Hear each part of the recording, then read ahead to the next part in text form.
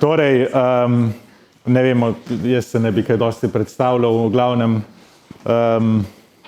nekateri tukaj noter so reveži, ker me bojo poslušali še danes, čeprav me poslušajo vsako nedeljo pri maši v župniji.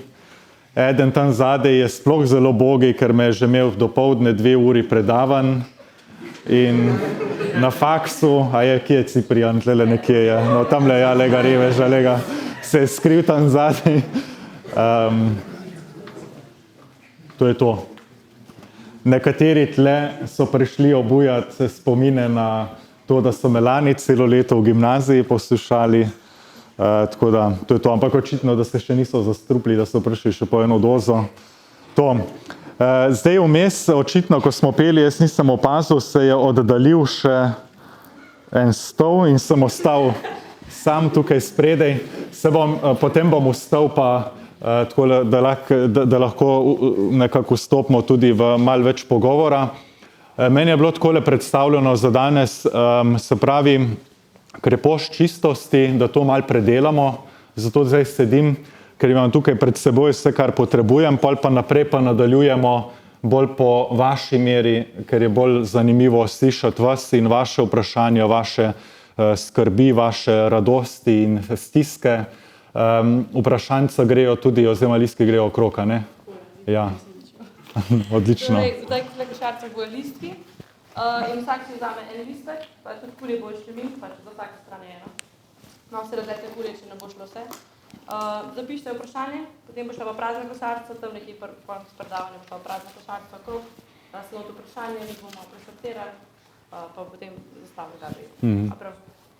Odlično. V redu. Torej, Ciprijan.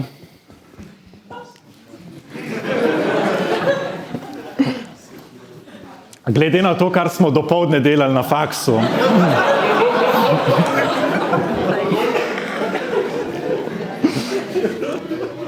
Zelo, zelo enostavno vprašanje. Iz katere knjige misliš, da bom, mislite, kot na faksu, mislite, da bom predlagal, oziroma katero knjigo bom predlagal, da naj vzamejo v roke, če govorimo o kreposti čistosti?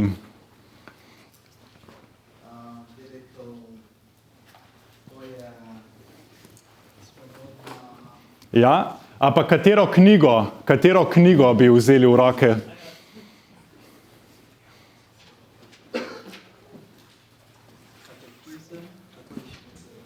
Daj povej bolj na glas. Evo, to je to, lejte. A ste že kdaj videli tole knjigo? Ne lažte, po moje še niste. Je pa slabo, da je niste. No, nekateri ja, na policiji, doma, pri pobožnih starših, ki je treba upihniti prah dol.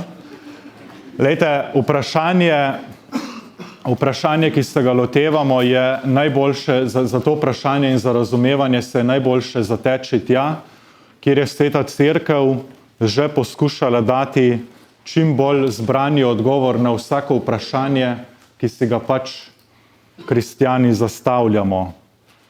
In če vas zanima, na primer, čistost in očitno vas zanima, ker je, kakor sem razumel, nekaj več obiskovalcev, kot je bilo predvideno, ne? Potem je smiselno se naučite gledati to zadevo. Sicer je včasih nekoliko težje razumljiva, ker je mal bolj strokovni jezik, ampak obstajata tudi 2 drugi varianti prilagojeni za vas. In to, kar bom danes govoril, je to, ker ko odpreš katekizem in se vprašaš, kaj pa krepost čistosti, prideš potem v eno določen člen 2337, kjer piše poklicanost k čistosti in imaš 1, 2, 3, 4, 5, 6, 7, 8, 9, 10, 11, 12, 13, 14 strani dela. Predlagam za leto 2024, da sam mislim, da se ga ne da več kupiti, pride nova varianta ven kmalu. Samo toliko, no, da boste vedeli, po čem delam, da ne boste mislili, da sem si jaz kaj izmislil ali karkoli. Karkoli bomo zdaj povedali, je v bistvu tole samo prevedeno v vam bližji jezik. To je to. glede tega, kje najti tisto, kar vedno znova pogrešamo v našem verskem znanju, pa kam se obrniti, ko imamo vprašanja, poleg domačega župnika, seveda ali duhovnika ali kogarkoli, ki se nas zadevo pač malo bolj spozna. Se pravi, zdajle en košček uvoda, tako da bomo malo, da pridemo nekako da bomo vsi on the same page, ne? Potem pa naprej z vašimi vprašanji. Glejte, prvo, kar si zapomnite, ko govorimo o čistosti, govorimo o kreposti. Zdaj ne bom Ciprijana vprašal, čeprav smo ravno to danes delali, ampak ne bom vprašal. Ja? Krepost, kaj je to krepost? Ne? Krepost je notranje razpoloženje, recimo temu, ne kot občutek, ampak neka notranje delovanje v človeku, ki se ga ne zavedaš, ki je v tebi, ki je privzgojeno, priučeno, pa tudi od Boga ulito na nek način, da lahko delamo dobro. In kreposti imamo cel kup. Tiste ta glavne so vera, upanje, ljubezen na tej verski strani, potem razumnost, pravičnost in tako naprej na bolj tej človeški strani. In praktično vsak pridevnik, ki ga uporabite za človeka, ko ga opišete z nečim dobrim, ko rečete, da je pravičen, ko rečete, da je dober, ko rečete, da je prijazen, ko rečete, da je karkoli, to so vse kreposti. To so vse kreposti v človeku, ki jih je treba vedno znova gojiti. Ena od kreposti, eno od teh razpoloženj v nas samih je tudi tako imenovana krepost čistosti. Zdaj, problem z besedo čistost je ta, ne vem, če to zaznate, ta moralizirajoči pridih, ne, čistost. Pa ne veš, a je reklama za Vanish, ali je nekaj, kar moralizira. Ne? In to imamo malo težavo. Vas povabim, da se nastavite na to, da je ta beseda nekaj lepega in nekaj dobrega, če kdo nima tega nastavka, verjetno kdo nima. Da je to nekaj, kar bi bilo dobro razvijati v človeku, da je to neko notranje razpoloženje, krepost, vrlina tudi se reče v slovenščini, ki je notri v tebi, ki raste, če pač daš možnost, da raste. Se pravi, da najprej s tem opravimo s tem moraliziranjem pa s temi stvarmi. Brez čistosti se da živeti, to je vsakemu jasno verjetno.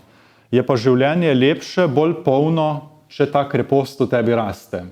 Kar pa praktično pomeni, da se v konkretnih odločitvah vsakega dne človek zna odločati, brez da bi točno razmišljal, zdaj to čisto ali ni čisto, ampak da avtomatično iz samega sebe zaznaš, kaj je v tem primeru bolj prav, pa manj prav. To je ta glavno, kar je treba vedeti o čistosti, za začetek. Se pravi, se nastaviti na eno lepoto tega izraza in potem se nastaviti tudi na to, da ne gre za eno rešitev, kot sem že v pridigi rekel, da ne gre za nekaj, kar pride čez noč, ampak da se je treba nastaviti, da je to nekaj lepega, potem pa začeti iskati poti, da to ponotranjim, da to čim bolj razumem, da Gospod lahko vlive milost vame in potem počasi napredujem. In ta pot je, zagotavljam, zelo počasna. Ampak lepa tudi obetajoča in ima tudi dober cilj. Se pa lahko tudi kaj ponesreči, ampak če krepost čistosti raste, si je tudi takrat, ko se ponesreči ni nič narobe, ker ti ravno krepost v tebi pove, aha, nekaj šlo narobe, popravimo to. In spet zraste. To je pa čar krščanskega življenja. Vedno znova pridi pred Gospoda in prositi, naj on vlije novo milost, novo odpuščanje in gremo naprej. To so naše kreposti. In tukaj bi lahko imeli traktate o vsaki kreposti posebej. Danes imamo čistost pred seboj. V redu. Naslednja zadeva. Čistost ni povezana s samo zatiranjem. Okay? Zdaj običajno, in tukaj bomo končali ta današnji večer, potem bomo utonili v te teme spolnosti, da kar takoj rešimo, čistost, krepost čistosti sigurno ni v tem, da se samo zatiraš. V tem, da imaš nad seboj polno nekih ne, ki te zatirajo in se ti potem na koncu utrga od teh ne, kar se recimo ne tako redko dogaja prav katoliškim dušam, potem ko pridajo enkrat v študentsko življenje. Jaz kar nekaj poznam takih, ki so doma vzgojeni tako pa prideš v Ljubljano, imaš pa končno vse odprte možnosti pred seboj. Če se to dogaja, recimo posebej, če se dogaja na področju spolnosti, pomeni, da nekdo ni razumel kreposti, čistosti kot dar, kot nekaj lepega, kar more rasti v meni, ampak je razumela kot zatiranje, kot polno nekih ne nad menoj, ki jih moram upoštevati in potem samo drhtim spodaj pod njimi in upam, da bo enkrat boljše.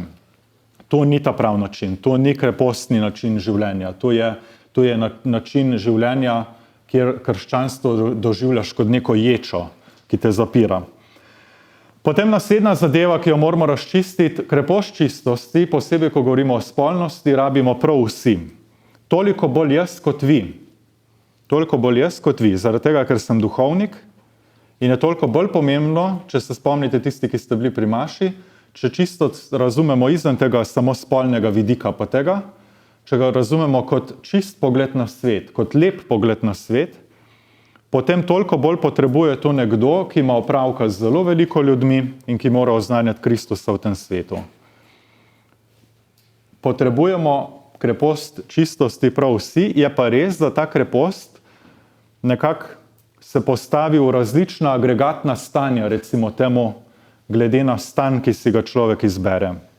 Drugače, krepost čistosti, do tega še pridemo kasneje, živi študent, študentka, nekdo, ki še išče svoj stan, svojo pot v življenju, drugače to živi, naprimer, bogoslovec, ki se odloča za duhovniški poklic, spet drugače to živi duhovnik, naprimer, spet drugače živi to nekdo, ki se odločil ali pa se je življenje tako obrnilo, da ostane samski in sebe celega nekako investira v svoj poklic ali pa v pomoč bližnjim ali kakorkoli.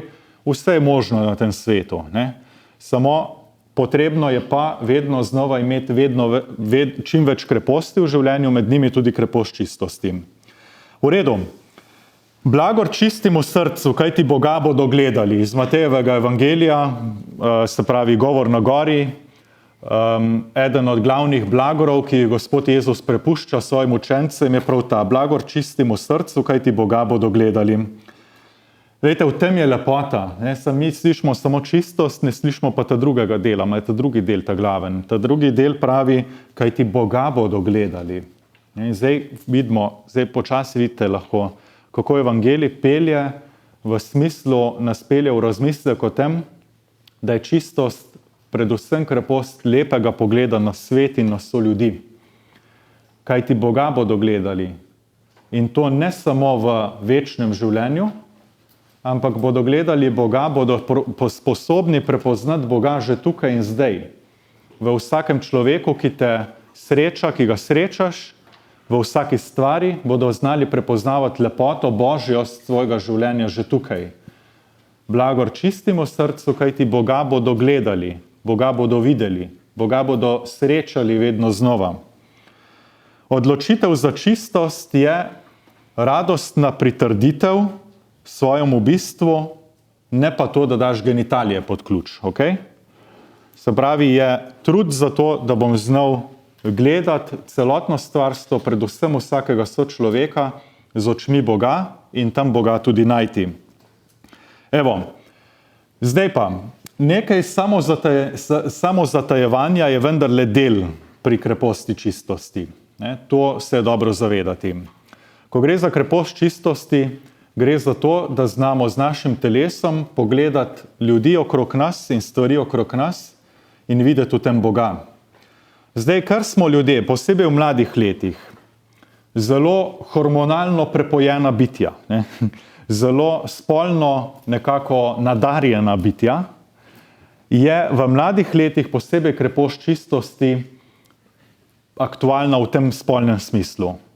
In zaradi tega še enkrat poudarjam, če ima nekdo krepost čistosti samo kot spolni vidik nad seboj in razume samo kot deviški pas, kot se je temu včasih reklo, je to samo eno samozatajevanje. Je to samo ena kletka in tu potem ne gre prav daleč in te vera, ali pa vsaj tisto, kar misliš, da je tvoja vera in en njen delček, ki mu rečemo krepost čistosti, samo utesnjuje in nekako tlači navzdol. Podobno, veste, bom dal zdaj drugi primer. Podobno je, na primer, kot s požrešnostjo. S tem, da tam mi hitro razumemo. To je tako, kot včeraj mi je nekdo poslal en reel, eden od naših mladih iz župnije, ko smo se zadnjič delali, smo se glih hecali na ta račun, ko si zaželiš piškota in greš jest jabolko. Zaključi se pa tako, da poješ jabolko, piškot, pa cel paket Ferrero Rocher, ki je glih v omari, pa še ostanke iz hladilnika. Ampak začelo se je z jabolkom. Pa dobiš občutek, da že preveč zdravo živiš, pa je treba zadeve popraviti. Evo, to je to. Zdaj ne rečem, da je to direktno požrešnost ali pa tudi vsak ve zase, ampak ljudje zaradi tega, kako hrana vpliva na nas, imamo zelo dobro, ali pa ne zmeraj zelo dobro, ampak v načelu prej ali slej začnemo poskrbeti za to, da če pač ugotovimo, da imamo nečesa preveč v življenju, da nekje nimamo mere, naprimer pri hrani, potem začnemo ali vsaj fantazirati o tem, da od novega leta naprej bom pa hodila v fitness, ali pa pač tu pa tam vendarle rečeš, ne, zdaj bo pa dovolj, ker tole ne gre prav daleč, ker se slabo počutim potem. To je zdaj ta tipični primer iz prehrambenega sektorja. Podobno bi moralo biti tudi na področju čistosti in posledično tudi spolnosti. Vendar, kaj se nam dogaja? Področje čistosti in s tem povezano področje spolnosti je pri nas vedno znova stvar stroge intime, je stvar, o kateri zelo, zelo redko ali pa sploh nikoli z nikomer ne razpravljamo, je stvar, za katero nas prepričuje današnji svet, da je lahko tudi šport, se pravi indirektno te napeljuje na misel, da je to pravzaprav čim več tega, tem bolj zdravo. Še ena zadeva je, da se vse dogaja v moji glavi in ni vidno na zunaj, tako kot pri, naprimer, pri prehranjevanju, ampak zadeva v ozadju je ista. Namreč, v nas so položene določene želje, določena hrepenenja.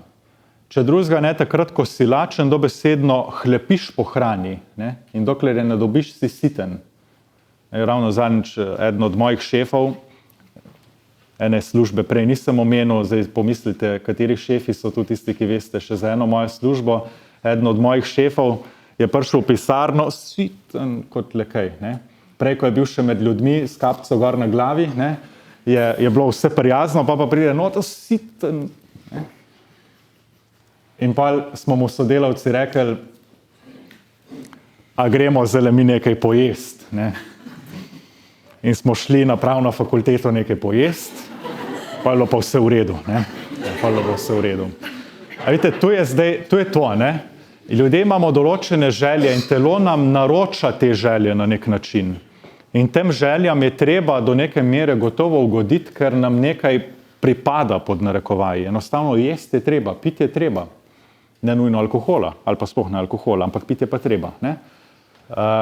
Treba je zadovoljiti nekako svojo željo in potrebo po prijateljstvu, po sprijetosti. Če ne, je zelo težko življenje, pa si lahko sit, pa poln bančni račun je lahko, to se posebej kasneje v življenju dogaja, ko lahko že kariero narediš, ko imaš vsega polno v življenju, socialnosti pa manjka, partner, partnerica oziroma zakonka ti pa manjka. Manjka nekaj, kjer bi čutiš, da je neka luknja v življenju. Vidite, to so od hrane, to so tiste osnovne zadeve, spanje, pijača, ne vem kaj vse, pa vse do partnerstva, do potrebe po posredovanju življenja, po redovitnosti. To so zdaj vse nekih 7 ciljev, pravijo strokovnjaki za to področje, imamo v življenju, ki jih nekako vedno znova poskušamo zadovoljiti. In eden od teh ciljev je gotovo tudi spolnost. Tudi ta del je vštet noter. Ne more biti drugače, tako nas je Bog ustvaril. Vprašanje pa je, če je vsakršna, kaj pa vem, zadovoljitev te potrebe dobra. In po definiciji vemo, da ni, ker tudi vsaka zadovoljitev moje potrebe po hrani ni dobra. Ker če bom jaz vsak večer pojedel najprej jabolko, pol piškot, potem celo paketo Ferrero Rocherjev, ne bo šlo daleč. v bistvu zadeva iz zabavne, prej ste se smejali, postane tragična lahko. Pa smo zdaj pri zelo osnovnem primeru. Tako da tlele noter se mi zdi, da je dobro tako zdravo razumsko pogledati tudi na našo spolnost in z njo povezano ali pa krepost čistosti in spolnost in potem ugotoviti, da krepost čistosti ni nekaj, kar te zatira, ampak je nekaj, kar te nagovarja, tako kot v vseh drugih potrebah življenja, k primerni zadovoljitvi tvojih želja. In primernemu, kaj pa vem, primernemu zadovoljevanju tistega, kar te trenutno zadeva. Ker če mi zadovoljujemo naše želje na vsakršen način, potem so lahko posledice tudi tragične. Evo, v tem je modrost cerkve, ko govori, pa modrost Gospoda Jezusa, ko nagovarja k čistosti. In še enkrat, zdaj, ko smo vse to povedali, lažje razumemo, zakaj je posebej velika težava pri kreposti čistosti. Prvič, zaradi tega, ker je ta zadeva posebej na udaru, ko si mlad, to je itak jasno. In drugič, zaradi tega, ker so to skrite zadeve. Ker se ti fizično pozna, če vsak večer glodaš Ferrero Rocherje. Kadar pa se zadeve dogajajo na področju čistosti, se pa vsaj na prvi pogled zdi, da se ne pozna tako hitro. Ali pa se zdi, da se sploh ne pozna. Pa mislim, da če bi dobro pomislili vsak zase, se še kako poznajo te zadeve. Ampak pridemo do teh konkretnosti čist mečken še, pa pridemo na bolj konkretno področje. Evo, torej, urejati to težnjo po užitku na vseh področjih je zelo pomembno v življenju. In se mi zdi, da za mladega človeka je to zelo, zelo potrebno. Ugotoviti, da enostavno, da nas naš svet uči napačnih pristopov k življenju. Da to, da si mlad, ne pomeni, da je treba uživati na vsak način, kakor se uživa da. Ker ne pridemo iz vsakega našega užitka srečni. To mislim, da ste že sami ugotovili. In kreposti krščanskega življenja so nekoliko vezane tudi s tem, da znamo z močjo Gospoda Boga, z milostjo, ki nam jo Gospod Jezus daje, tu pa tam v našem življenju narediti tudi kakšen ne, vedoč, da je to dobro na kratek in na dolgi rok. In to se mi zdi današnjemu svetu zelo manjka, ker današnji svet nas uči na vseh področjih carpe diem. Sveti Pavel pa pravi, vse je dobro, ni pa vse koristno. Ta je meni eden glavnih stavkov v Svetem pismu.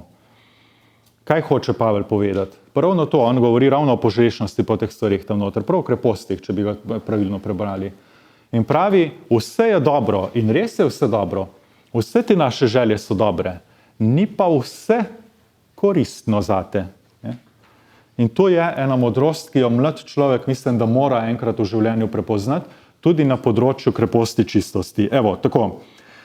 Gremo enih 800 leti nazaj k Tomažu Akvinskemu, upam, da ste že kdaj slišali zanj, izjemno obširen gospod, pater, dominikanc, ja, tamle dol iz srednje Italije doma, eden največjih filozofov, teologov naše zgodovine, ki je zelo dobro razdelal, pač nisem našel nobenega modernega avtorja, ki bi tako dobro razdelal, kot oni tip tam v 13. stoletju, pa še pater po vrhu. Ne? In pravi, ko govori o kreposti čistosti, razlaga, je treba razlikovati med razvratnim človekom, med nevzdržnim človekom, med vzdržnim človekom in med čistim človekom. 4. In to je meni zelo pomagalo, ko sem sam študiral to zadevo, da sem razumel krepost čistosti. Razvraten človek, razlaga Tomaž Akvinski, je tisti, ki si na področju čistosti, v njegovem primeru, ko to razlaga, gre prav direktno na področje spolnosti, tisti, ki si pač dovoli čisto vse, kar si pač upa dovoliti. 13. stoletje očitno so imeli že ni nič novega na tem svetu, ne, brez veze razmišljajo do dekadentnosti 21. stoletja, ker očitno je bilo vseh stvar že takrat. Ne. Se pravi, razvraten človek, nekdo, ki absolutno nima nobene, niti ne trudi se, niti ne prepoznava lepote, ampak enostavno živi vse, kar mu življenje nekako navrže preden na področju spolnosti. Potem pravi naprej, nekateri ljudje so nevzdržni. Nevzdržni v smislu vzdržnosti v spolnosti. In s tem ima on v mislih posebej tiste ljudi, ki grejo pravzaprav v neko pravo smer, ampak jim trenutno zadeve še ne pripadajo. S tem je imel v mislih predvsem to, čemur bi mi danes rekli predzakonski spolni odnosi. In Tomaš Akvinski jih ne opredeli kot razvratneže, ampak razlaga, da zadeva enostavno ni na pravem kraju, na pravem času, tudi ni na dolgi rok, saj na dolgi rok ni osrečujoča, ampak jih loči, zato ker grejo, če bojo vendarle se enkrat spametovali v ta pravo smer. Jasno opredeli kot neprimerno, posebej v 13. stoletju si lahko predstavljate, kot neprimerno, ampak jih loči. Ni to razvratnost, ni to razvratni greh. Pravi, da bi vsaj enkrat našli ta pravi cilj. In potem se mi zdi zelo dobro, da tretje pravi, eni so pa vzdržni ljudje. In tega niti ne misli samo pozitivno. Namreč v mislih ima tako tiste, ki so iz pravih razlogov vzdržni do pravega trenutka, kot tiste, ki so iz nepravih razlogov vzdržni. Namreč tisti, ki so se enostavno tako naučili obvladovati same sebe, da so same sebe zaprli v kletko in pa se jim še fajn zdi, koliko so fajn. Se pravi, da imamo tudi ljudi na tem svetu, ki so enostavno tako samodisciplinirani, tako prepričani v svoj prav, tako vzgojeni, če želite, karkoli že, zdaj malo parafraziram, ni to Tomaš Akvinski vsega tega razlagal, ki so enostavno tako samodisciplinirani, da živijo to sami iz sebe in ne opredeli to kot nekaj dobrega. Ker nekaj dobrega je šele, ko človek živi iz kreposti čistosti, se pravi iz potrebe potem, da bi živel čim bolj blizu Bogu in gledal na svet, tudi v spolnosti, tudi na telo drugega, na telo samega sebe, z božjimi očmi. To je ta prava čistost. Se pravi, da razlikuje med vzdržnostjo in med čistostjo. Ta je meni kar zanimiva bila. Ni rečeno, da je vzdržnost samo v redu. Lahko je to samo disciplina in samo zatajevanje, ne pa življenje odrešenih v Kristusu. Čistost je šele ta pravi cilj. Evo. In potem imamo naprej še tole. Čist človek vidi v življenju več lepote. In zdaj gremo pa počasi na bolj konkretno področje. Vas opozarjam, da imamo pri kreposti čistosti, posebej ko govorimo o spolnosti, v naši družbi pač ogromno problemov. Glavni problem, po mojem, to je moja teorija, je predvsem, kako smo pornografizirani. To mislim, da nas zelo, zelo dosti stane in jaz na pornografijo mislim na širše. Ne samo na tisto, kot bi se reklo, hardcore pornografijo, ko gre nekdo iskat zadnjič sem gledal statistiko od ne vem, kje je spet na strani, ta večja.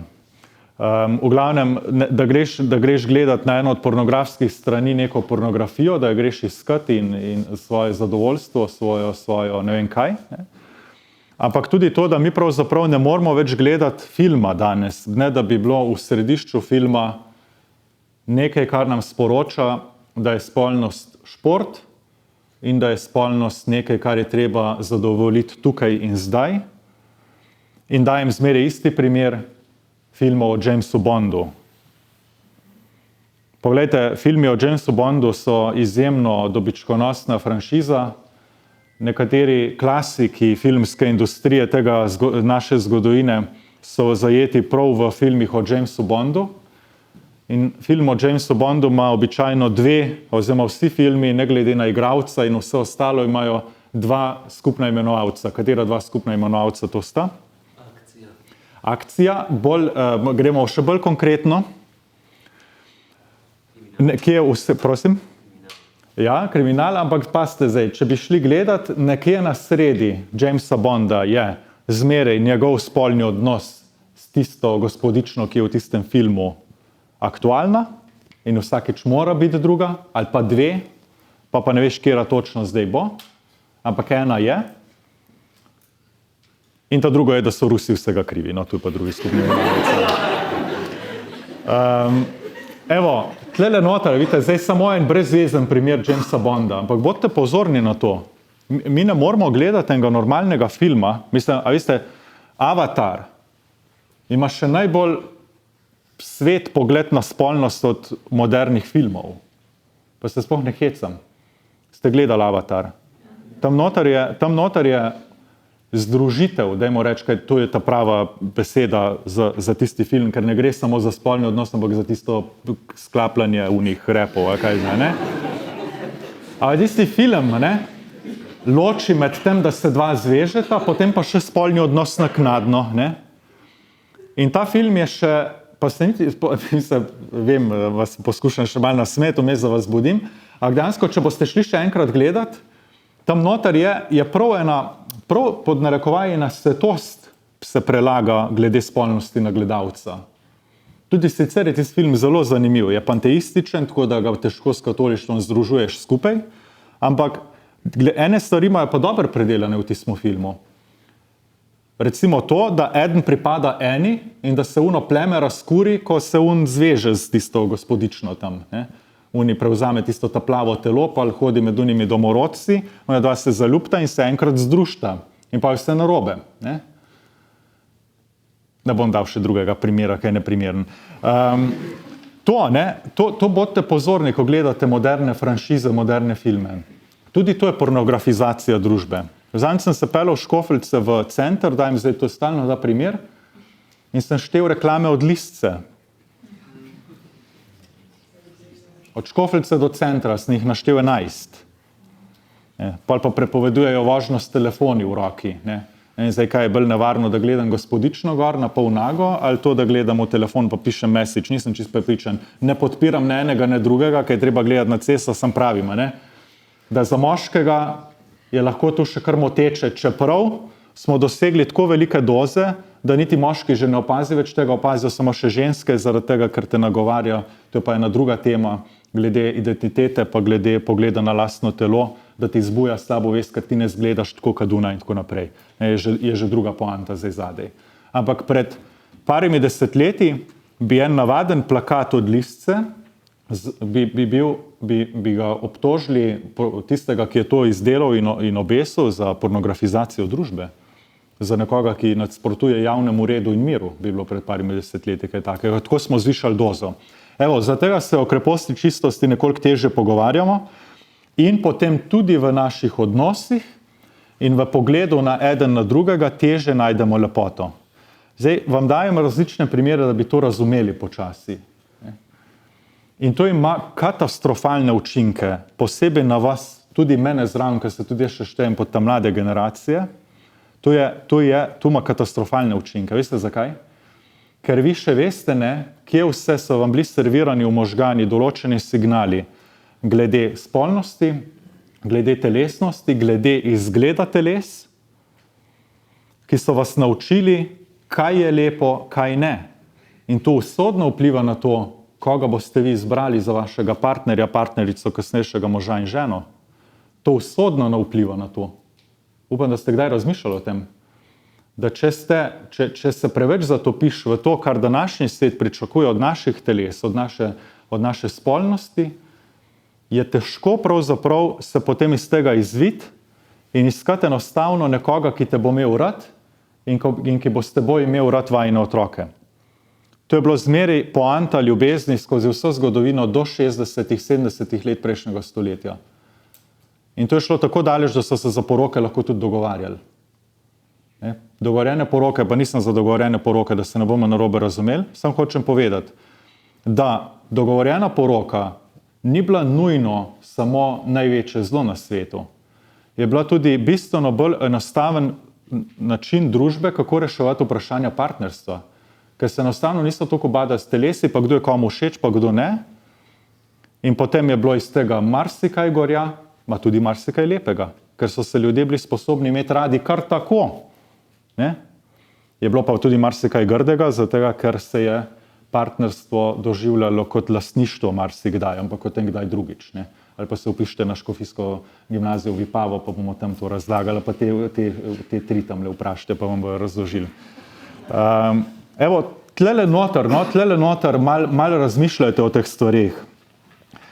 Čistost, in s tem počasi zaključujem, ni samo neka krepost, nek instrument v tebi, ki bi te tlačil dol, to upam, da smo razumeli. In tudi ni neka krepost, ki bi te odvrnila stran od unga plakata, tega pa ne bom gledal, ne? Ki bi ti narisala cenzuro čez, ko vidiš kaj, kar bi te mogoče zanimalo.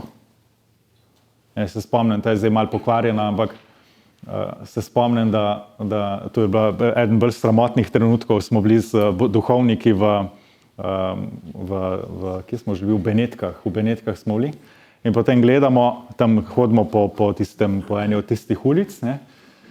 In se začnem delati norca, tam nekaj smo imeli glih te teme in smo resno se o tem pogovarjali, ampak potem, da bi malo sprostil zadevo, ne, sem jaz rekel, ja, veste kaj, jaz od posvečenja naprej vsako žensko, ki jo zagledam, se mi nariše kar, posebej če je slečena, se mi nariše kar tista cenzura črna čez in jaz tega sploh ne vidim več. Ne. Jaz od posvečenja naprej lahko živim angelsko življenje, ne, in nimam več težav s tem. In pa je bilo malo tišine, pa se je začel smeh in pa eden pravi, pa pa ziher gej. Ne.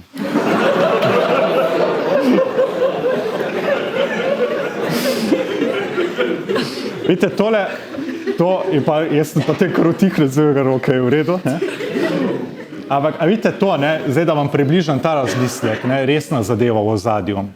Ne gre za to, da bi se ti cenzura delala, ne gre za to, da bi ničesar več ne pogledal, ne gre za to, da bi obsojal vse, kar se ti zdi po katoliško nekako neprimerno. Ne? Gre za to, da bi od znotraj razumel, da tudi, če neka dama recimo pride mimo in prav izrecno hoče, da jo vidiš, da ti razumeš, da ne zate, ne zanjo tole ni v redu. Da naju oba pelje to, pa tudi, če se niti ne poznava, samo na ulici srečava, da tole in predvsem ona bo itak šla mimo. Ne. Jaz bom šel tudi mimo. Ampak, da meni vse to ne pomaga pri tem, da bom kvalitetno, lepo, z lepimi občutki, s čistostjo, lahko zdaj rečemo tudi, ko razumemo te zadeve, pogledal na mojo partnerico, bodočo ženo in tako naprej. Tukaj noter, no, tu je poanta.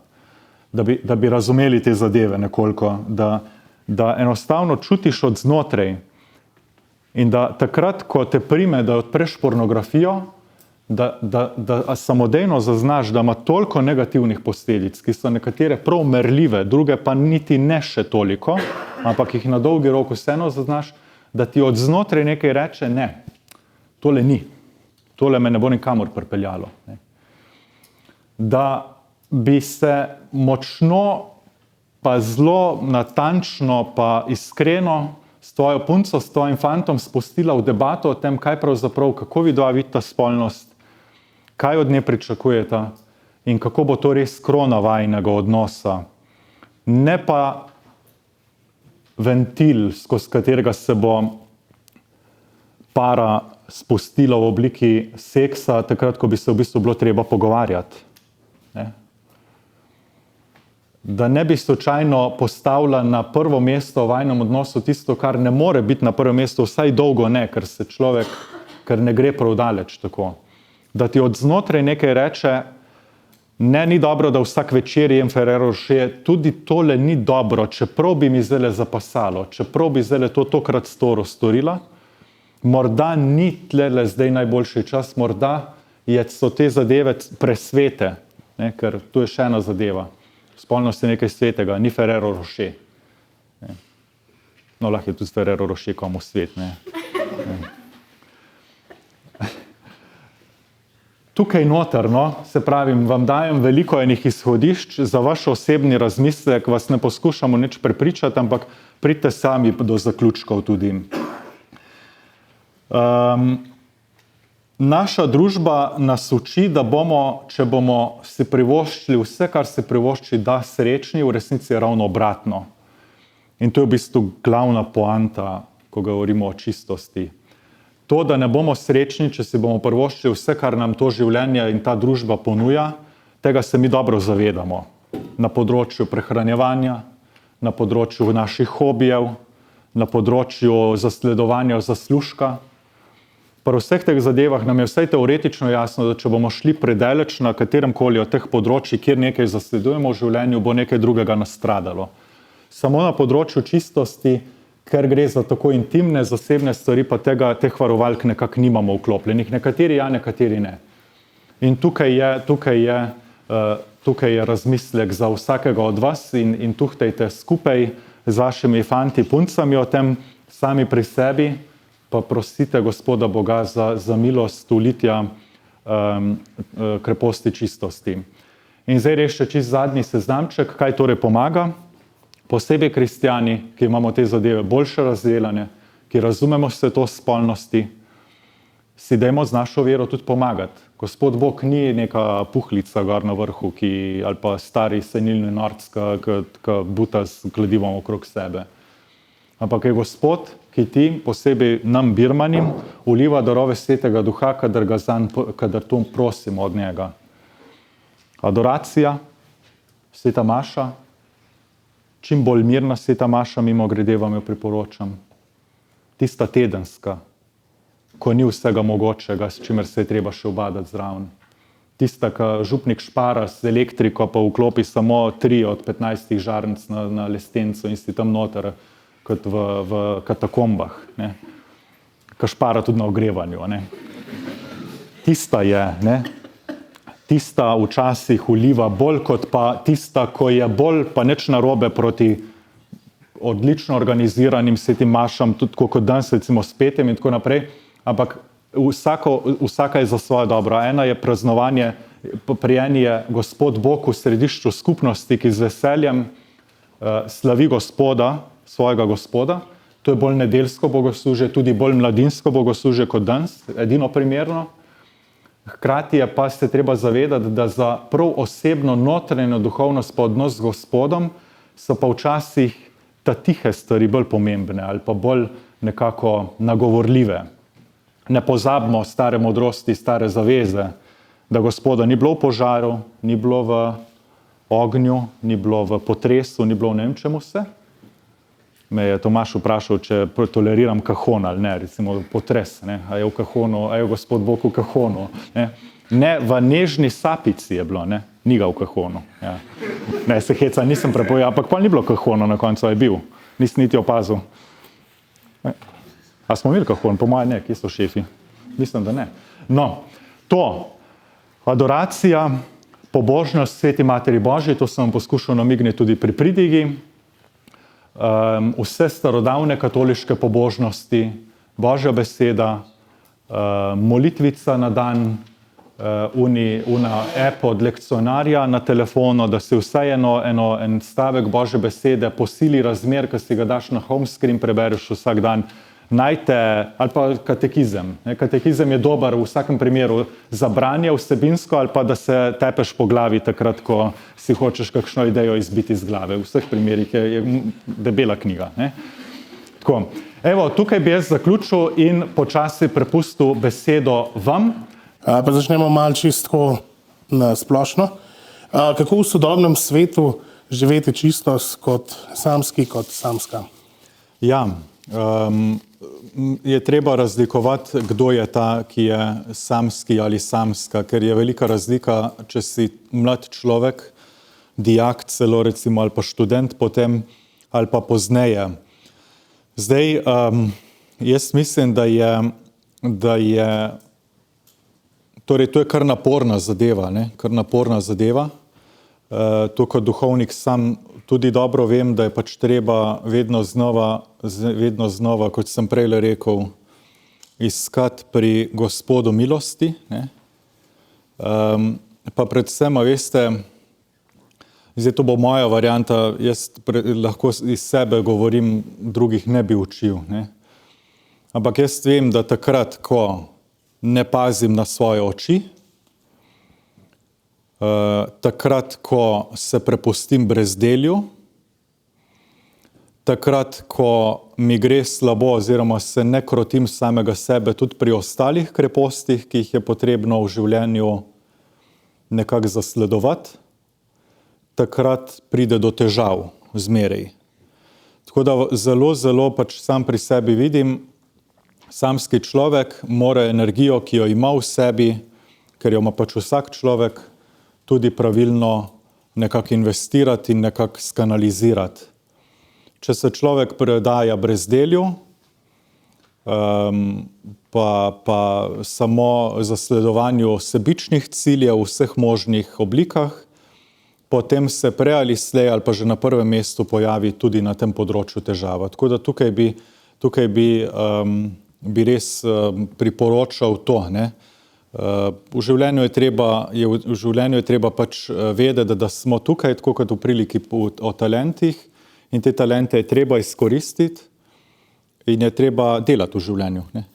Je treba pač živeti in ne potem, recimo posebej, če si samski, če se kdo celo odloči za samski stan, tu ne more biti potem alibi, razlog za to, da uživamo vse tisto, kar ti pač samski stan omogoča. Mimogrede, ne, ena druga tema, samo da boste razumeli moj način razmišljanja. Vedno znova, glih včeraj na enem večeru pogovornem sem bil zopet vprašan glede duhovniškega celibata. Jaz sem kritik, podpornik tudi in vem, kaj sem obljubil, ko sem obljubil, ampak sem tudi kritik duhovniškega celibata, pa ne celibata, ampak načina življenja v celibatu marsikdaj. Zato tega, ker jaz, ko gledam starše v moji župniji, ko gledam mojega brata in sestro, ko imata oba po 4 otroke, ko se moram sam tudi udeležiti marsikdaj zaradi situacije v tem, da sam kdaj poskrbim za to mladino, potem hmalo začutiš, da je pravzaprav vsaj na kratek rok življenje celibata enostavnejša izbira. Posebej za človeka, ki je ranjen, za človeka, ki ga je strah odnosov, ne?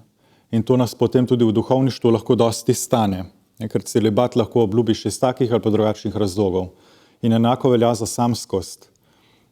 Samskost mora biti osmišljena je pa lahko tako, da si toliko bolj na razpolago ali službi, ali soljudem, ali služenju v taki ali drugačni obliki. Samskost ne more biti lažji način preživljanja življenja v tem svetu. Ker potem je pa to pasje, po mojem. Ne? Potem pa res ne prideš daleč. No, toliko recimo, da spet za vaš osebni razmislek. Tle smo se v bistvu malo že dotaknili.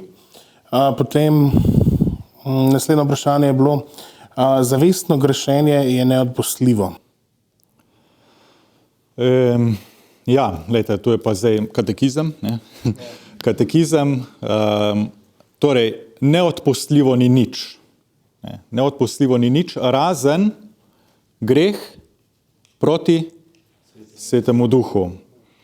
Eno od razlag tega dela, ko tu Gospod Jezus razlaga, je, da je, in mislim, da je zelo, zelo veljavna razlaga, da je odpuščanje, Božje odpuščanje je v prvi vrsti delo Svetega Duha. Ne more drugače biti. Tudi v odvezi, naslednjič, ko boste šli k spovedi, bodite pozorni, ko spovednik dvigne roke, je to nakazano. Delo Svetega Duha je tako to, da se skesam, kot to, da Gospod Bog v meni dela čudež spreobrnenja. Ne samo, da jaz naredim svoj del, ampak tudi on naredi svojega.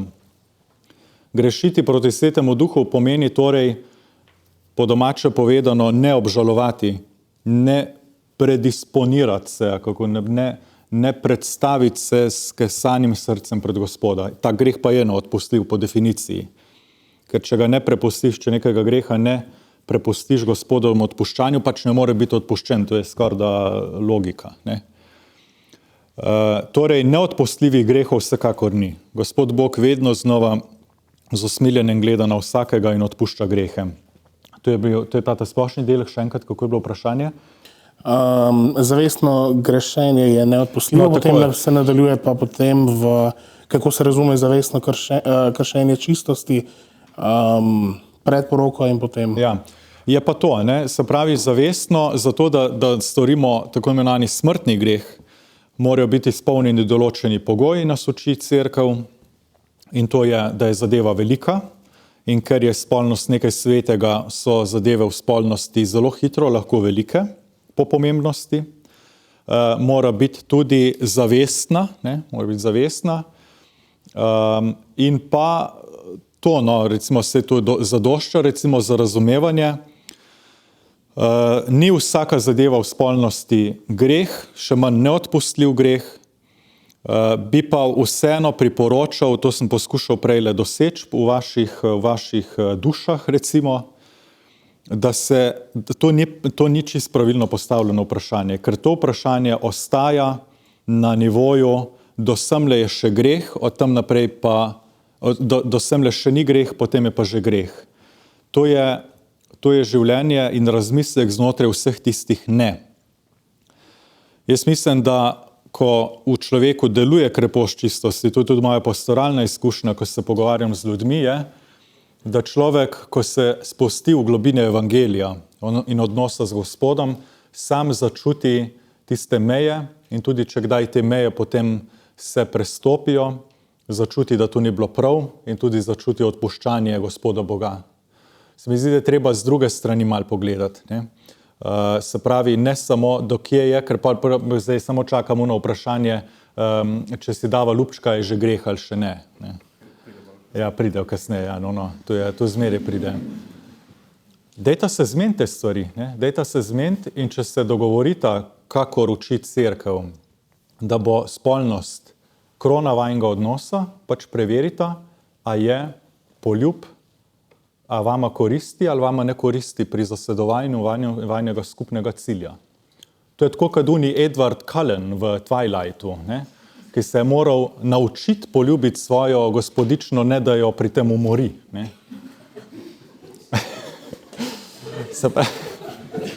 Ne bom povedal, zakaj sem med temi prazniki bil prisiljen pogledati vseh 5, sem mislil, da so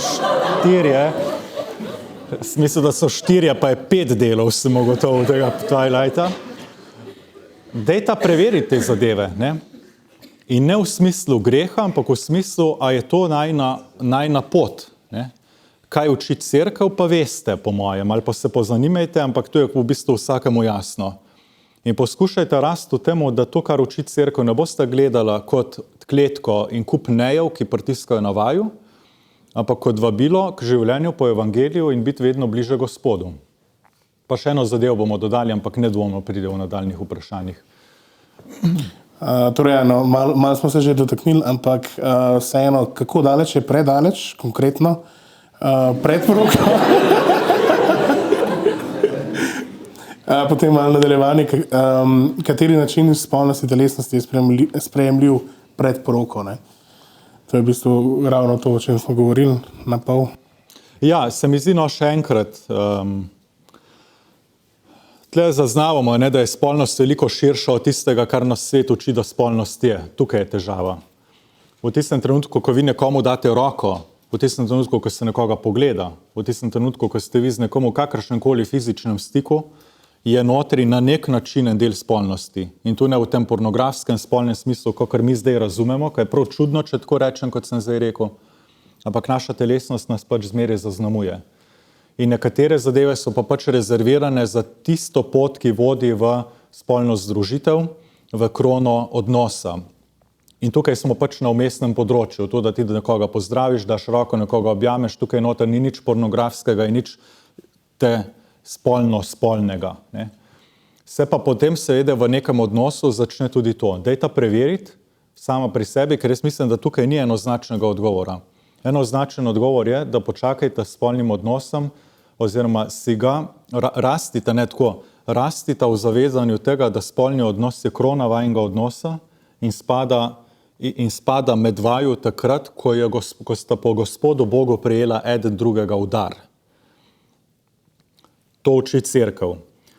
Kje je pa tukaj le prava meja, pa mislim, da ni enoznačnega odgovora. Zatega, ker različno vpliva poljub na pare. Ne? Imaš pare, ki so pač že dolga leta poročeni in težko vidiš, da bi kdaj si ljubčka izmenjala. Ne? Imaš pare, ki si ne predstavljajo skupne noči v skupni postelji, da si date ljubčka, preden zaspita. Imaš pare pred poroko, kjer je za fanta izjemno težko se nekako krotiti, samo zaradi enega poljuba. Imaš pare, ki si že pred poroko ne predstavljajo svojega odnosa, ne da si date ljubčka na začetku in na koncu. Vsaj po tistem, kar spremljam mladino, pa mojo zakonsko skupino, pa tako naprej, vidim te zadeve. Se pravi, ne bi dajal tukaj enoznačnega odgovora. Je pa definitivno tako, ne, da vsaka zadeva, pa če se odločite, da boste živela svoje življenje tako pa tako, potem pač se dogovorite, kako boste ta cilj najlažje dosegla. Tako kot se s pornografijo ne začne takrat, ko odpreš brskalnik, ampak se je začelo že enkrat prej v tvoji podzavesti, ponavadi, ne? In se potem konča tam, kjer se pač konča. Tako tudi v odnosu med partnerjama ni drugače. Se je treba pač prej, če želiš nek cilj doseči, se temu cilju nekako podrediti v dobrem smislu. Tako kot to zmeraj počnemo. Pa če bi rad kupil jahto v življenju, bo treba začeti šparati. Ne?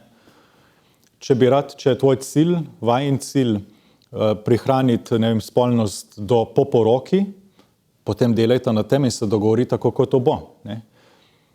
Še enkrat, cerkev je v dajanju tega cilja jasna, ne? Potem pa itak pari naredite marsikaj po svoje, na svojo odgovornost tudi. In to je to. Ne? Mislim, da morate odkrivati te zadeve skupaj. Ne? Še enkrat pa poudarjam, da moraš ta cilj razumeti kot dar, kot darilo Gospoda Boga, ki vama pripada takrat, ko vama je podaril eden drugega po sakramentu svetega zakona. Če tega tako ne doživljate, bojo težave. In za tega počasna rast v kreposti čistosti, ki je dojeta kakor dar, kakor lepota gledanja v svet in eden na drugega, ne pa kot nekaj, kar te bremeni. Ker tisto je pa hudo potem. Ne. Sam te bremeni, potem narediš, kar pač narediš, pa je pa tudi vprašanje, če si čisto zadovoljen. Ne. Zdaj pa tukaj se pa jaz ustavim iz enostavnega razloga, da vam ne morem dajati lekcij na tem področju. Registrska tablica. Potem še v teh vodah konkretnosti, ali je greh izgubiti nedolžnost pred poroko? Ja, glejte, zdaj to je spet to vprašanje greh. Ja, jaz mislim, da je to nekaj, kar pred poroko ne spada. Ne? Zdaj, a je greh ali ne, je pa potem zelo zanimivo vprašanje, ki se ga rešuje vedno pri spovedi. Moja dolžnost je, da vam povem, kaj uči Sveta cerkev. V spovednici pa zadeve drugače potekajo, to pa sami veste. Zavetnik moralnih teologov, sveti Alfons Ligvori, je zmeraj učil, ne, smo 250 let nazaj, sprižnice jasnost, v spovednici pa usmiljenje. In spovednica, oziroma kakorkoli že, prostor svete spovedi, tudi prostor duhovnega pogovora, prostor iskrenega pogovora z nekom, ki mu v duhovnem življenju zaupaš, predvsem je to seveda spovednik v teh primerih, je prostor tega, kjer se da odkrivati, a je zdaj to resnično bil greh ali ne, ker so situacije zelo različne. Eni izgubijo razsodnost, eni se ga napijajo, eni zavestno skočijo v to zadevo, eni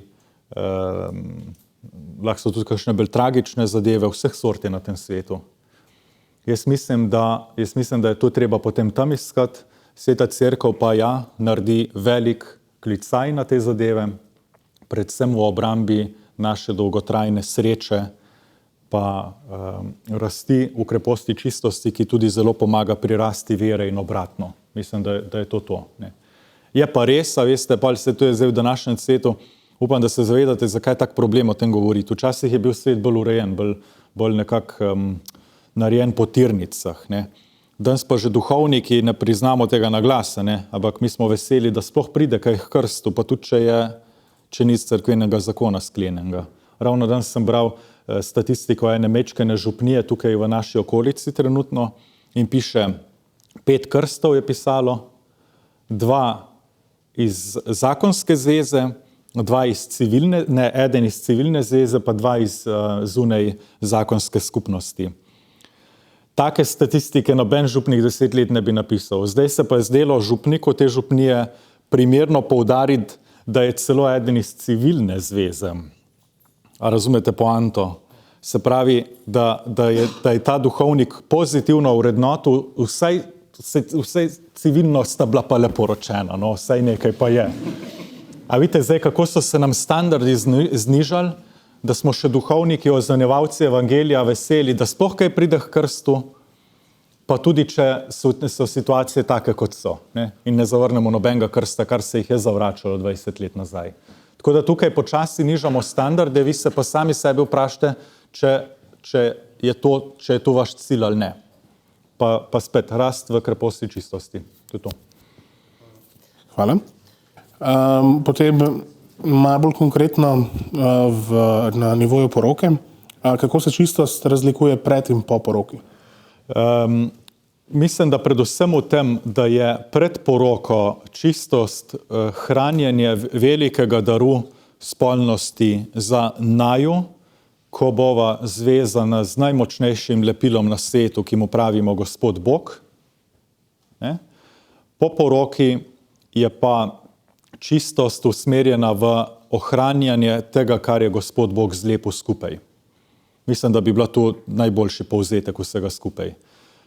Zmeraj znova je ohranjanje in branjenje tega, kar je med nama, ne, z mojo punco recimo, z mojim fantom, zmeraj znova braniva to, s tem, da po poroki dobi to drugačno noto, drugačen predznak, zaradi tega, ker zdaj pa braniva nekaj svetega, ne samo preverjava sva za skupaj in tako naprej in hraniva to, kar nama bo podarjeno skozi sakrament svete poroke, ampak zdaj pa morava to, kar nama je bilo dano, pa braniti v tej veličini tega, kar nama je bilo dano.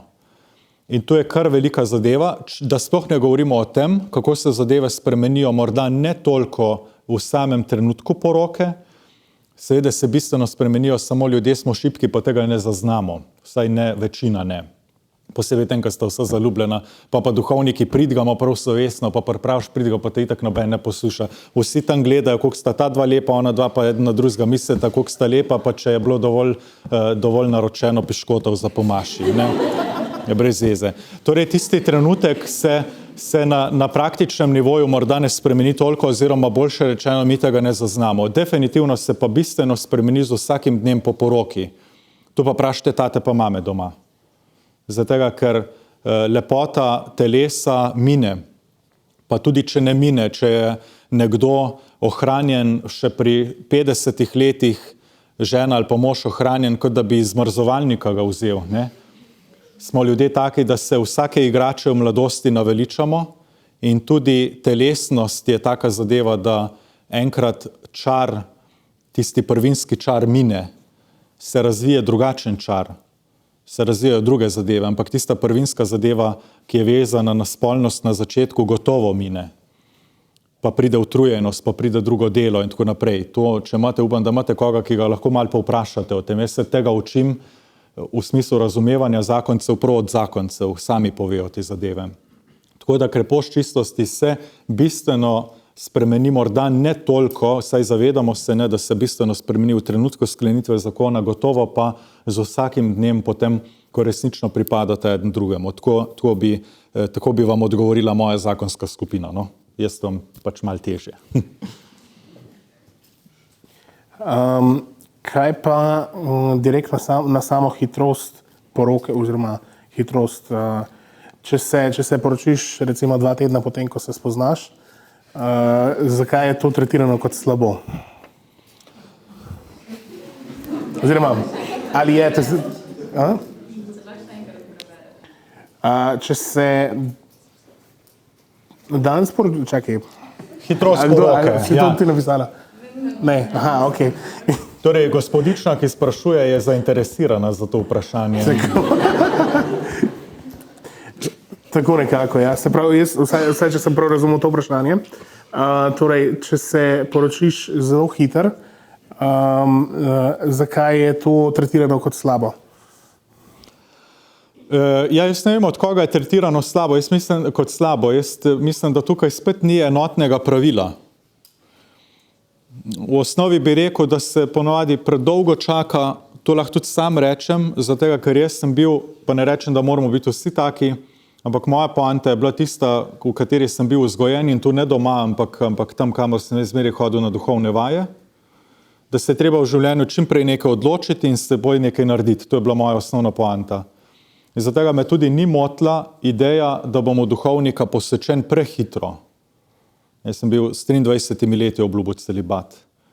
In morda, zdaj ne vem, kje bom čez 15 let, tudi noben od vas ne ve, kje bo čez 15 let, morda bom enkrat to obžaloval, jaz ne vem, vseh sort se dogaja v življenju, nikoli ne moreš vedeti, šibki ljudje smo, življenje marsikdaj se obrne v čudne smeri.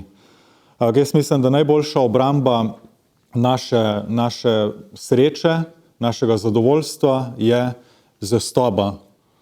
Vsaj tako so mene učili in zaenkrat se to obrestuje. Pa poguma, pa odločnosti. Tako da jaz ne bi rekel, da se je treba čim prej poročiti, ni to poanta. Vsak mora svojo pot odkriti. Sem pa prepričan, da prav neka dolgotrajna zadeva pa tudi ne more biti. Če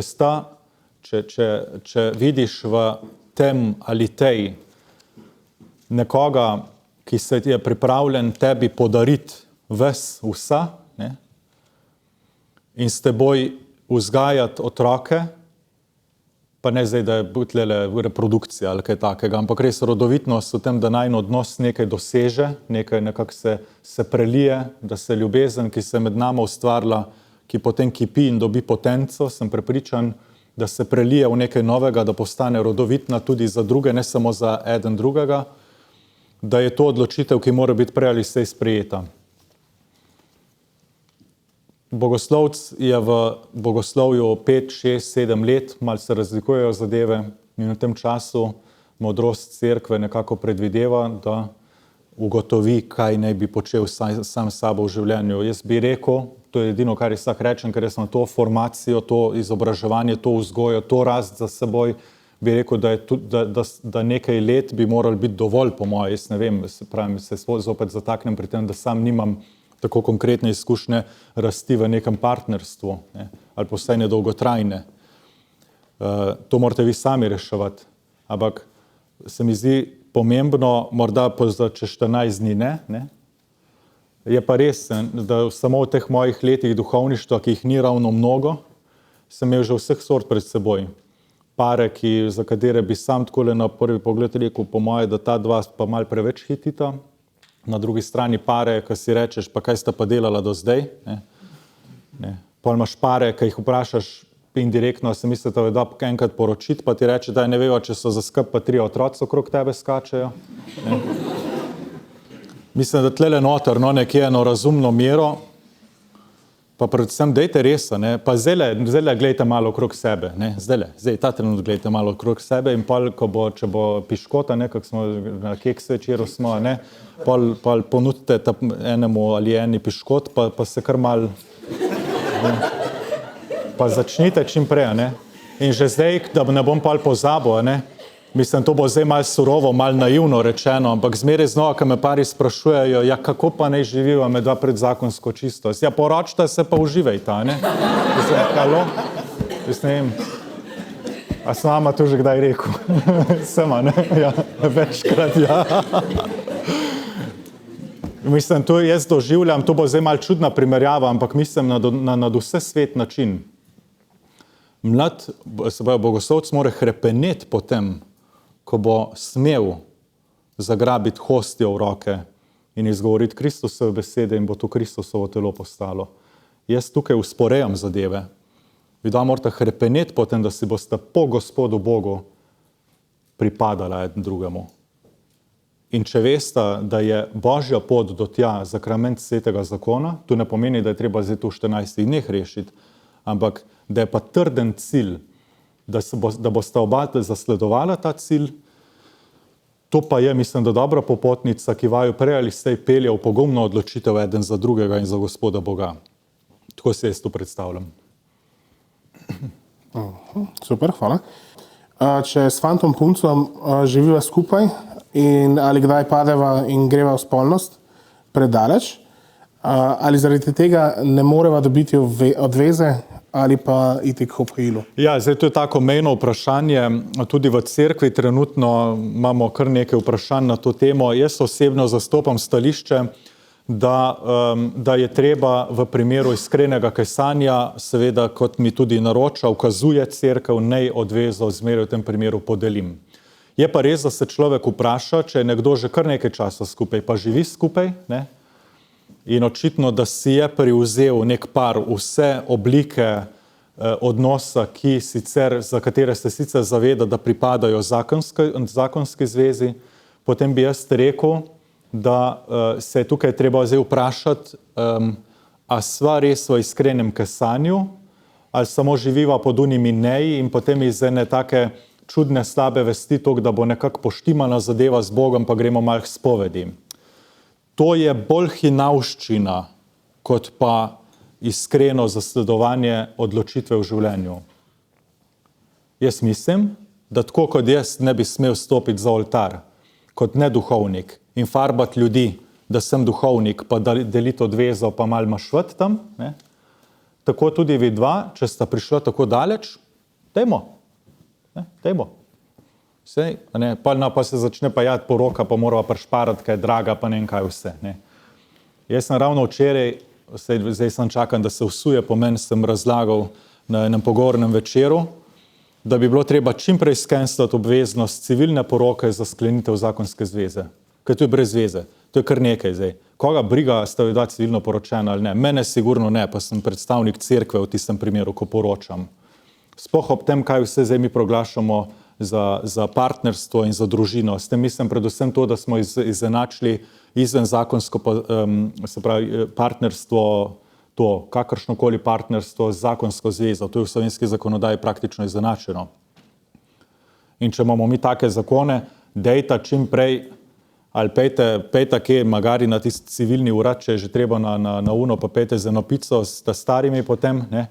Pa tisto uredito, če že morate, če ne pa čim prej do duhovnika, se tu se da rešiti hitro, ne? Vse ne rabi biti ne vem kaj. Tu govori tako, je imel novo mašo kot državni praznik. Ne, malo karikiram, ampak res, to gremo zdaj nazaj, potem, ko sem vas malo nasmejal, ampak če je to, ja dejta se pa vprašati, da ni to, pa če je to, pa dejmo, ne? Pa dejmo, pa pejta, pa si sposodta od staršev pa selota, skupaj živita, vse sta si prevzela. Torej, jaz ne vidim zdaj razen, če se 14 dni poznata, pa smo že tam. Pol je pa res, ne. Sam pa tudi ne vem, če je smiselno potem tole vprašanje s povedjo. Pa se pač odločita, kje sta, kako sta in uredita situacijo, ne. Očitno nekaj utripa, recimo, če nekdo, recimo, da predpostavimo, da je to resničen primer, nekaj utripa, se pravi, Gospod Bog nekaj od znotraj gloda. In to je pač, potem se je treba vprašati, zakaj gloda. In ne iskati zasilne rešitve, ven tok, da bo nekako rešeno, ampak vprašati, zakaj gloda. Ne? Kaj je treba rešiti, da bo nehalo glodati. Ne? Tako. Ok. Pa, ko smo malo menjali tudi tele različne tipe porok pa tega, ob nedavnem papeževem dejanju, ki dovoljuje blagoslavljanje istospolnih parov, sem zelo zmedena. Kako bi vi nam mladim predstavili to situacijo? 3 vrste blagoslovov so. En blagoslov se pravi, da se spomnim točne besede, en blagoslov je zakramentalni blagoslov. To je najvišji blagoslov, ki ga cerkev pozna. In eden od najbolj tipičnih tovrstnih blagoslovov je tisti, ki ga boste doživeli pri poroki. Slovesni blagoslov, ki ti pripada samo enkrat v življenju, ena formula, ki jo duhovnik moli nad vama, samo ob poroki. To bi bil zakramentalni blagoslov. Zelo podobno, ampak seveda manj slovesno, tudi blagoslov na koncu maše, zato ker je vezan z zakramentom svete maše. Drugi način blagoslova je tisti, kjer je duhovnik še zmeraj oblečen v liturgično oblačila, se pravi tabelo, štola gor, lahko plovijal, uniplašč in tako naprej, da vam malo naslikam to zadevo, in v imenu cerkve izvaja nek blagoslov. Najbolj smo navajeni, naprimer, blagoslovov pokopališč na 1. november, pri nas v naši župniji, naprimer, blagoslov kon na svetega Štefana, gospod župnik stal tam v slovesnem rdečem ogrinjalu in z uno rdečo knjigo blagoslovi. Nekaj podobnega je tudi, ko pride župnik k vam blagosloviti hišo in sicer ni liturgično oblečen, vendar pride kot pastir te župnije in blagoslovi vaš dom. Tudi to je liturgični blagoslov. Ni pa zakramentalni, ker ni maše pa to, ampak ne, tako. Tudi najnižja, pa ne v smislu kvalitete, ampak v smislu dogajanja, ena nižjih oblik tega liturgičnega blagoslova je to, da vam jaz dam na koncu zdajle na primer blagoslov. Sem predstavnik cerkve in vam dam blagoslov kot skupnosti kristjanov tukaj, ali pa birmancem na koncu roka zmeraj dam blagoslov. Tudi to je še zmeraj ta blagoslov. Potem je pa prišlo v temu, kar ste omenili v vprašanju, vse to je treba povedati, da zdaj razumemo naprej, je pa prišlo do enega podaljška, do dodatnega vagona na ta vlak, ki sem ga zdaj razložil. Če je lokomotiva ta glavni blagoslov, tisti zakonski ali pa mašni, in če se je potem naslednji vagon je to, kar smo prej govorili, to, da konje žegnamo, pa hrčke frančiškani žegnajo, pa ne vem kaj vse. Ne? Potem imamo na koncu, je pa nekje ena prikolca, ne? Ki se ji pravi preprosti blagoslovi. Tega pa v naših krajih ne poznamo prav dosti. V romanskih krajih se to večkrat vidi, namreč da se, ali pa v kakšnem filmu protestantskem, ko gledate tiste protestantske filme, prav fajn, pa ste pa vsi solzavi na koncu, ne? Kaj je že tisti fire, ne vem kaj že, to, fireproof, to je nekaj lepšega. No, in pa, ko gledate tele protestantske, ali pa tudi ameriško-katoliško cerkev, če ste kdaj videli kakšen tak prizor, se duhovnik ali pa voditelj bogoslužja v primeru protestantov postavi na konec bogoslužja na začetek cerkve in pa pozdravlja ljudi tam. Ne? To pri nas bolj redko vidimo. In v romanskem svetu je velikokrat navada, da ljudje ob takih random priložnostih, naj si bo na koncu maše, naj si bo v zakristiji, ali pa duhovnika srečajo, to se je meni dogajalo, recimo, ker službeno moram kar velikokrat iti kaj po svetu, in ko vidijo ljudje na letalu registrsko tablico, te kar vprašajo za kakšen blagoslov, celo spovedoval sem že gor na avionu in tako naprej. Ne? In na tak način je v romanskem svetu pri nas malo manj navada, da kar pridejo ljudje in prosijo blagoslova. Vse tudi mi bi se tega lahko več posluževali. Gospod župnik, imava to pa to težavo, dajte nama blagoslov. Ali pa ta teden me čaka test, dajte mi blagoslov. Ne? To je ena osebna, iskrena vera, ki pride od znotraj, prav vznikne iz človeka, ki prosi blagoslova od duhovnika za neko zadevo, ki jo pač pred njega prinaša. In v tem primeru duhovnik gotovo ne vpraša, kaj si po noč in s kom si to počel v posli.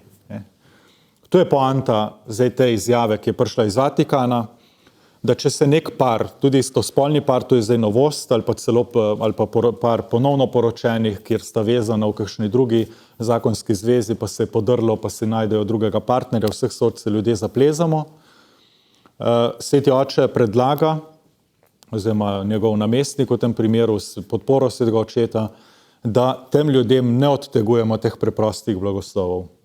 Izrecno pa poudarja, to pa boste pozorni, tega vam pa Radio 1, Radio Robin, Radio ne vem, ker vse ni povedal, ko ste poslušali te novice, da izrecno noter piše, da nauk o zakonski zvezi je jasen, kaj je grešno, je jasno. Nikakor in v nobenem primeru cerkev ni dovolila liturgičnih blagoslovov, zdaj razumemo, kaj to pomeni, se pravi, jaz ne smem v albi in štoli kot pri poroki blagoslavljati. Izrecno je prepovedano, da bi duhovnik dal kakšen blagoslov pri kakšni civilnem sklepanju civilnih zvez, takih in drugačnih, ni važno, zato da ne pride do napačnega vtisa, ker zakrament poroke, vse ostalo je pa vse ostalo. In dopušča se pa ta mehna odprta vratca, da v nekaj sekundah, v spontanosti in preprostosti odnosa med nekim parom, od katerega se pričakuje, da se zaveda, da živi v nasprotju s cerkvenim naukom, pa vendarle v svoji situaciji prosi, da bi Gospod Bog blagoslovil vsaj tistega, kar je dobro, da se tudi takemu paru podeli blagoslov. Jaz osebno kot moralni teolog sem tukaj zadržan, povem kar na glas. Nisem prepričan, da je to na dolgi rok dobra odločitev Svetega sedeža, to sem tudi javno povedal, tudi kot v mojih službah. Namreč rešitev je tako imenovana pastoralna in tukaj velja, je pa tudi nekoliko bolj zapleteno, kot je Sveti sedež to razložil. Namreč izpustili so cel kup blagoslovov, ki se meni zdijo še bolj pomembni. Meni se zdi recimo, da je treba opredeliti tudi blagoslov, ko družinski oče vodi blagoslov hiše na sveti večer. Tega pa nimamo zdaj nikjer. Pa se mi zdi ta bolj pomemben kot oni preprosti blagoslov. Ta je liturgični. Družinski oče ni duhovnik, ampak to je absolutno liturgični blagoslov, ali pa mama, no, vse zadnje, da ne bomo zdaj tlele, ko se reče, da bomo spolno neutralni pa te fore. Da se pravi, da res, da tudi to je pomembna zadeva.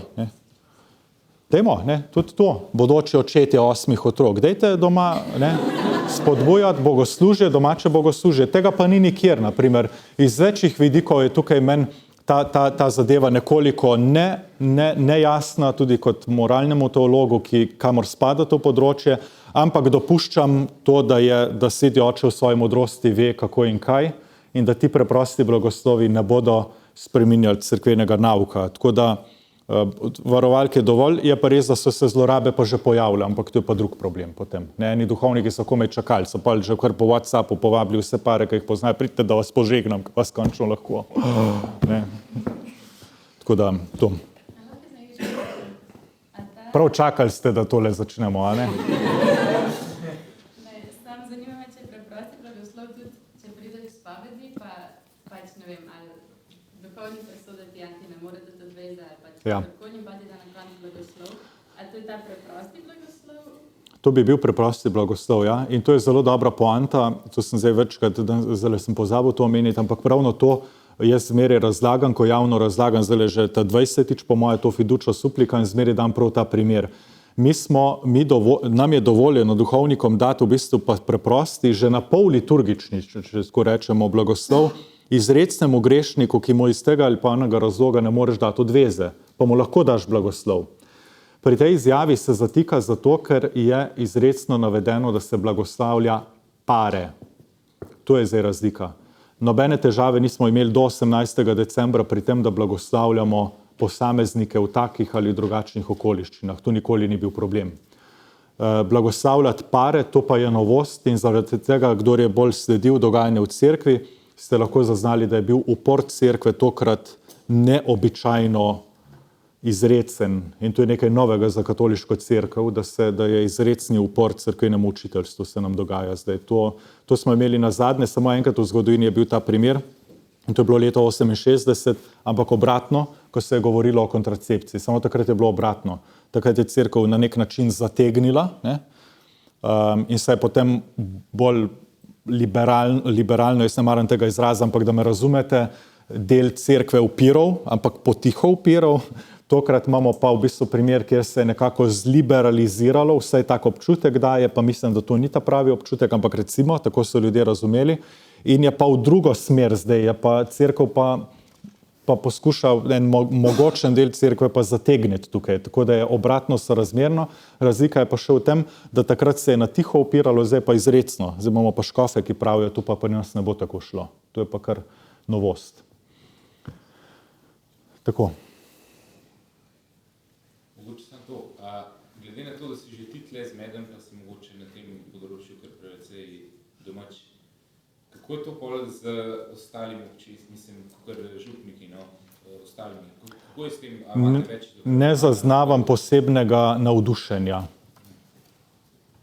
Duhovniki to vidijo kot izdano lahko se motim, se tukaj morda kdo lahko potem pove, a imam pravilno tisto ali ne, ampak sem zdaj ravno včeraj, sem 25 duhovnikom razlagal, neki dekaniji slovenski sem razlagal o tej zadevi, so želeli imeti predavanje na to temo in sem ugotovil, da je statistika zelo jasna in to je bilo 100%, da se jim zdi to, torej ne kot upor svetemu očetu, to ne, so bili zadovoljni z mojo razlago, so razumeli potem, kaj je bila poanta, tudi razumeli, da so iz medijev dobili napačno informacijo, to je bilo zelo pomembno, kljub temu pa se jim je zdela zadeva nepotrebna, pastoralno neuporabna in predvsem tudi izdana ob napačnem času, mikro in makro gledano, mikro v smislu tik pred Božičem, da smo se pa morali s tem ubadati med svetimi večeri, makro v smislu tega, v kakšnem svetu zahodna cerkev trenutno živi, da smo prepojeni s temi temami in da moji dijaki, če se samo taknem teme in da izrečem črke LGBTQ, so mi že zavijali z očmi, kaj imajo poln kufer tega. Ne? Se pravi, tlele noter smo in je potem na mikro in makro nivoju nekako čas, ki temu ni. Ne? Pa še tretja zadeva, kar so duhovniki opazili, da še slabše, kot so oni to razumeli, so razumeli pa ljudje, ki nimajo ta pravih orodij za razumevanje tega. In zdaj to je kar težava. Ne? A veste, to je tako kot razlika med tem, kdo praviš, da sem, pa pravi, ti si Kristus živega Boga. Eni pa pravijo Elija, pa eden od prerokov, pa Janez Krstnik, pa nekaj vse.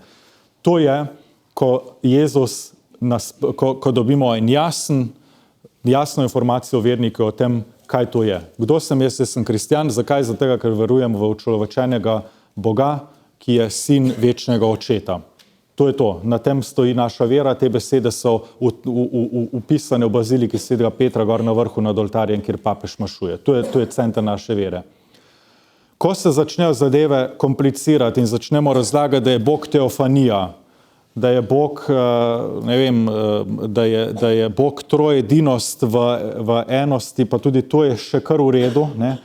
Pa kar začnemo z mnogimi teološkimi izrazi, se zgubimo tako teologi kot verniki pa sploh. In na tem področju ni nič drugače. Enostavno ne moremo pričakovati od cerkve, da bo zdaj za vsako to malo podrobnost nekako se vsak zdaj kristjan tle noter spuščal. Ja, tisto boš razumel, kar ti je povedal Radio 1, točno to je to. Ne? In v tem imamo težavo. Prekomplicirano je. Ok, hvala. Zdaj, malo se že bližamo končnemu času, pa bi mogoče zdaj za zaključek eno vprašanje, kako je mogoče malo bolj zdaj na ta kratki rok v smislu tistih, kar iščejo nekoga. Kako vem, da ima Bog nekoga zame? Kaj delati v dobi čakanja? Moliti za tistega, ki ga ima Gospod Bog zate, ne, in pa nič ne vzeti preveč resno v življenju. Lejte, tako imamo več enih ekstremizmov glede naših odnosov, to opažam. Tehle, ne, tako uniril, kako že,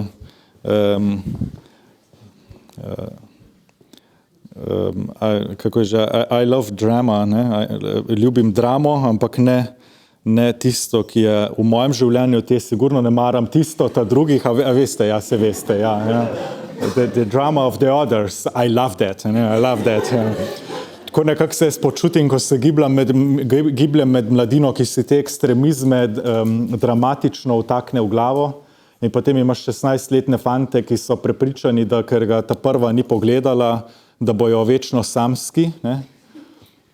In imaš dekleta, ki zaradi preperelosti tega sveta s takimi drugačnimi podobami mislijo, da enostavno niso lepe. Ne?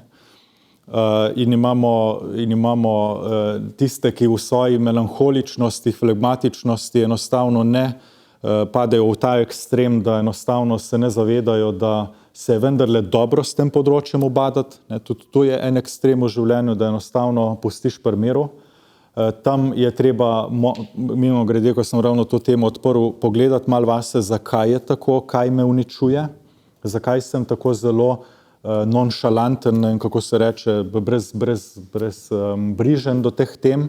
Tudi to opažam velikokrat med mladimi in je velikokrat zadej nezmernost prav na področju čistosti, kar ti uničuje pogled na druge in pravzaprav od znotraj uničuje tvojo samopodobo, zato ker mnoge grde slike, ki gledaš skozi pornografijo, recimo to je tak primer, tebe samega prepričujejo, da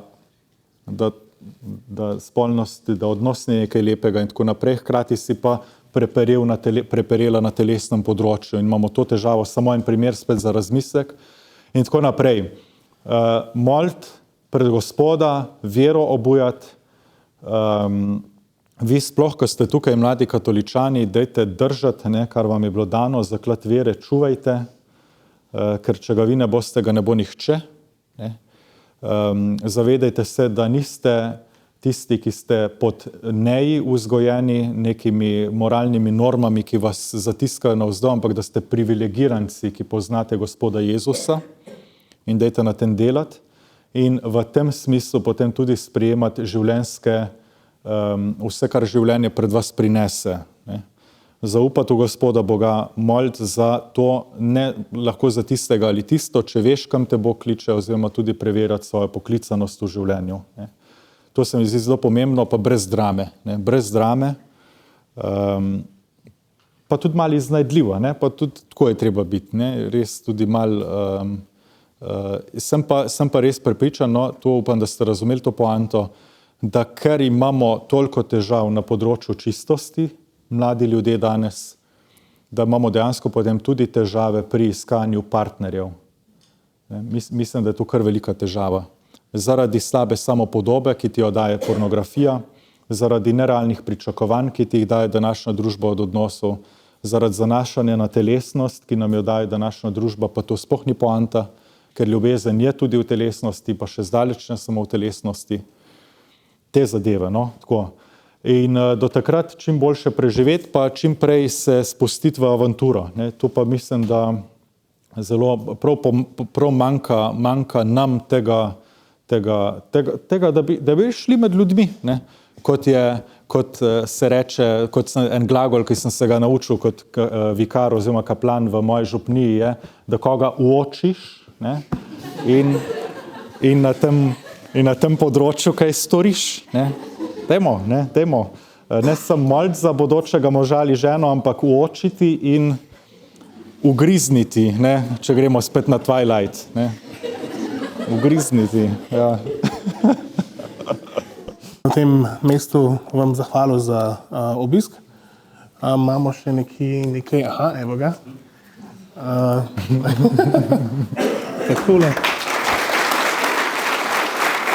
Nekaj malega.